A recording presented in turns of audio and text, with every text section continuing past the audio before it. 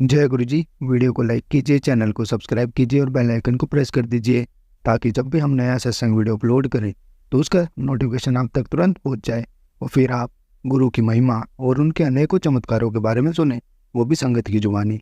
जय गुरु जी। आज मैं आप सबके साथ जो सत्संग शेयर करूँगा वो हमें व्हाट्सएप के माध्यम से प्राप्त हुआ है।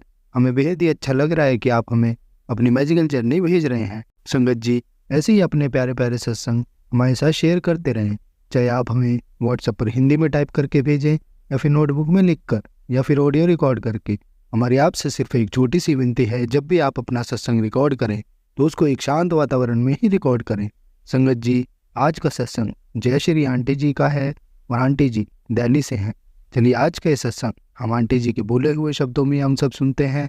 बहुत ही सुंदर और आश्चर्यजनक सत्संग शेयर करा है आंटी जी ने।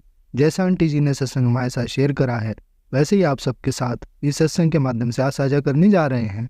इसलिए आप सभी संगत सत्संग के अंत तक बने रहना, वो सत्संग को बहुत ध्यान से सुनना, वो सत्संग को बीच में ना छोड़े, क्योंकि सत्संग सुनने वाले का भी कल्याण होता है और सत्संग करने वाले का भी। और हो सकता है जो आप आज सत्संग सुने उससे आपको भी अपने कई सवालों के जवाब मिल जाए। चलिए सत्संग शुरू करते हैं। जय गुरु जी। जय गुरु जी। शुक्राना गुरु जी, अनंतम अनंतम शुक्राना, कोटि कोटि शुक्राना। हर एक उस काम के लिए शुक्राना जो आपने किया और जो काम नहीं हुआ उसके लिए भी शुक्राना।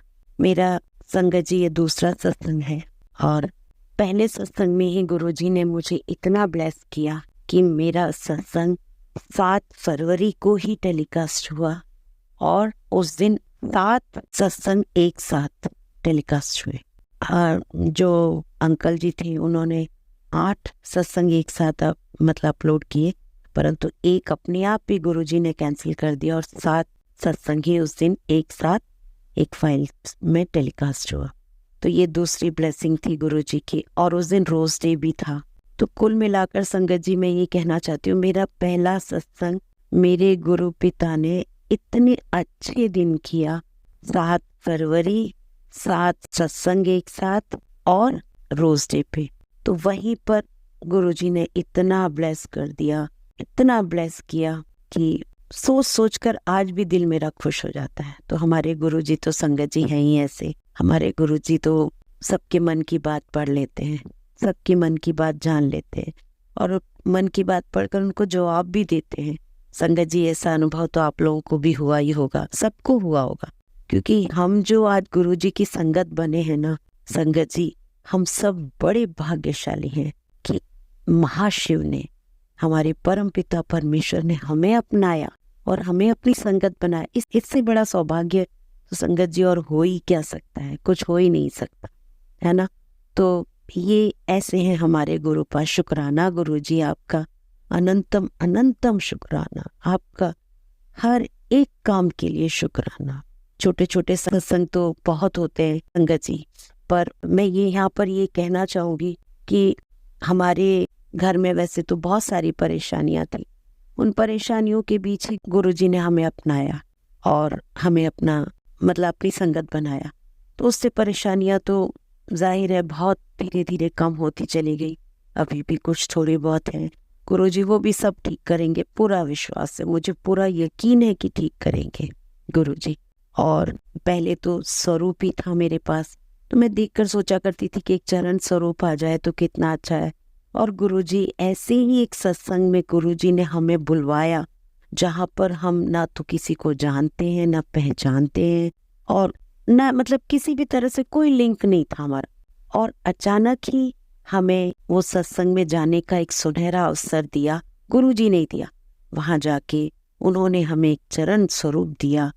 वो चरण स्वरूप जिस दिन से मेरे घर में आया है उस दिन से मैं उस पर सुबह दिया जलाती हूँ, चंदन टीका लगाती हूँ। संगत जी, मुझे इतनी पॉजिटिव वाइब्स लगती हैं कि मैं क्या बताऊँ, उसका वर्णन करने के लिए मेरे पास शब्द नहीं।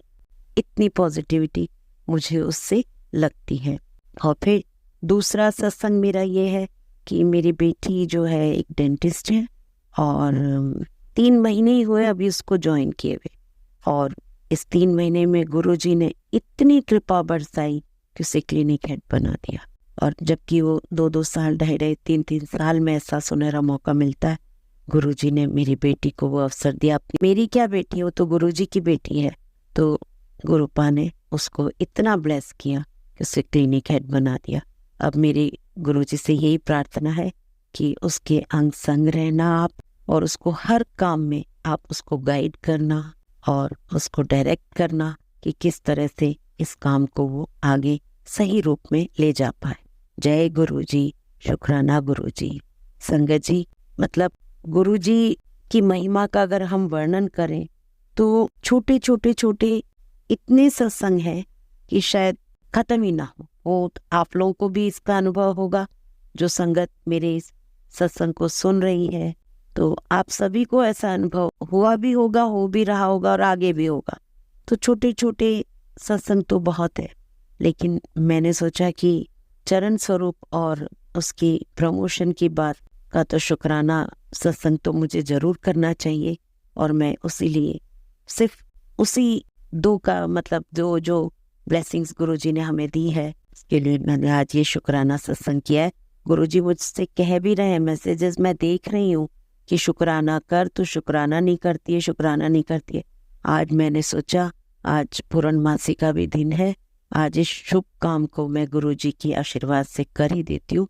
तो मैंने आज अपना शुक्राना सत्संग शेयर किया है, और इसी के साथ मैं अपने सत्संग को विराम देती हूँ।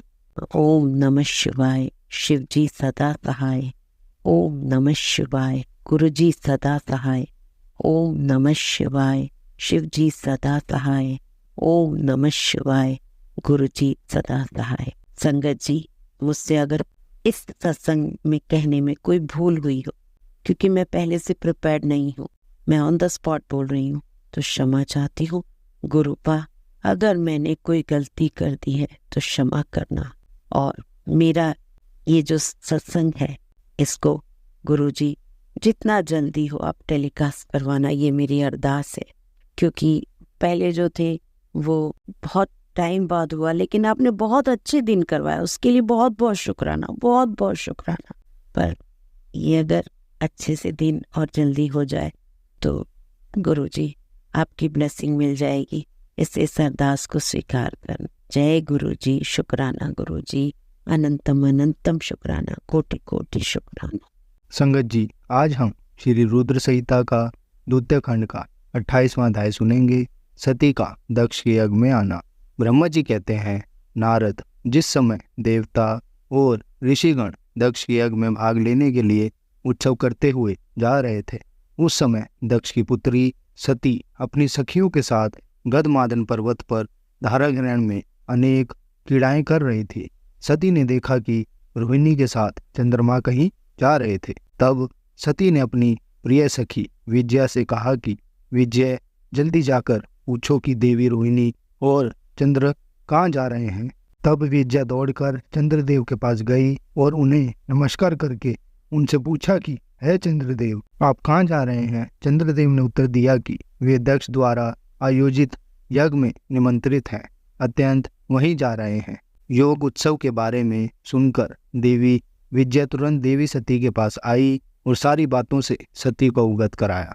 तब देवी सती को बड़ा आश्चर्य हुआ कि ऐसी क्या बात है जो पिताजी ने योग उत्सव के लिए अपनी बेटी दामाद को निमंत्रण तो दूर, सूचना भी नहीं दी। बहुत सोचने पर भी उनकी समझ में कुछ नहीं आ सका। असमझ की स्थिति में वे अपने पति महादेव जी के पास गई और उनसे कहने लगी। सती बोली, है महादेव जी, मुझे ज्ञात हुआ कि मेरे पिता श्री दक्ष जी ने एक बहुत बड़े योग उत्सव का आयोजन किया है, जिसमें उन्होंने सभी देव ऋषियों, महर्षियों एवं देवताओं को आमंत्रित किया है।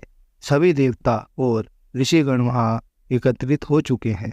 हे प्रभु, मुझे बताइए कि आप वहाँ क्यों नहीं जा रहे हैं। आप सभी शुद्ध हृदयों से मिलने को हमेशा आतुर रहते हैं। आप भक्त वत्सल हैं प्रभु। उस महायज्ञ में सभी आपके भक्त पधारे हैं। आप मेरी प्रार्थना मानकर आज ही मेरे साथ मेरे पिता के उस महान यज्ञ में चलिए। सती इस प्रकार भगवान शंकर से यज्ञशाला में चलने की प्रार्थना करने लगी। सती की प्रार्थना सुनकर भगवान महेश्वर बोले, है देवी, तुम्हारे पिता दक्ष मेरे विशेष द्रोही हो गए हैं। वे मुझसे बैर की भावना रखते हैं इसी कारण उन्होंने मुझे निमंत्रण नहीं दिया। और जो बिना बुलाए दूसरों के घर जाते हैं वे मरण से भी अधिक अपमान पाते हैं। हे देवी, उस यज्ञ में सभी अभिमानी, मूढ़ और ज्ञान शून्य देवता और ऋषि ही हैं। उत्तम व्रत का पालन करने वाले और मेरी पूजा करने वाले सभी ऋषि मुनियों और देवताओं ने उस महायज्ञ का त्याग कर दिया है तथा अपने अपने धाम को वापस चले गए हैं। अत्यंत प्रिय, हमारा उस यज्ञ में जाना अनुचित है। वैसे भी बिना बुलाए जाना अपना अपमान कराना है। शिवजी जी के इन वचनों को सुनकर देवी सती कुपित हो गई और शिवजी जी से बोली, हे प्रभु, आप तो सबके परमेश्वर हैं। आपके उपस्थित होने से यज्ञ सफल हो जाते हैं। आपको मेरे दुष्ट पिता ने अभिमंत्रित नहीं करके आपका अपमान किया है। भगवान, मैं ऐसा करने का प्रयोजन जानना चाहती हूँ कि क्यों मेरे पिता ने आपका अनादर किया है। इसलिए मैं अपने पिता के यज्ञ में जाना चाहती हूँ ताकि इस बात का पता लगा सकूं। अत्यंत प्रभु, आप मुझे आज्ञा प्रदान करें। देवी सती के क्रोधित शब्दों को सुनकर भगवान शंकर बोले, हे देवी, यदि तुम्हारी इच्छा वहां जाने की है तो मैं तुम्हें आज्ञा देता हूँ कि अपने पिता के यज्ञ में जाओ। नंदीश्वर को सजाकर उस पर चढ़कर अपने संपूर्ण वैभव के साथ अपने पिता के यहाँ जाओ। शिवजी जी की आज्ञा मानकर देवी सती ने उत्तम श्रृंगार किया और अनेक प्रकार के आभूषण धारण करके देवी सती अपने पिता के घर की ओर चल दी। उनके साथ शिवजी जी ने 60,000 रुद्रगणों को भी भेजा। वे सभी गण उत्सव रचाकर देवी का गुणगान करते हुए दक्ष के घर की ओर जाने लगे। शिवगणों ने पूरे रास्ते शिवा के यंश का गाना किया। उस यात्रा काल में जगदम्बा बहुत शोभा पा रही थी।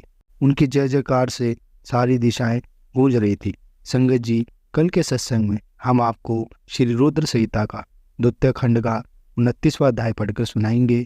जय गुरु जी, शुक्राना गुरु जी। संगत जी, अगर आपको आज का सत्संग अच्छा लगा हो तो आप इस सत्संग को और संगत के साथ जरूर साझा करें, जिससे वो भी महाराज का दिव्य आशीर्वाद प्राप्त कर सके। जय गुरु जी।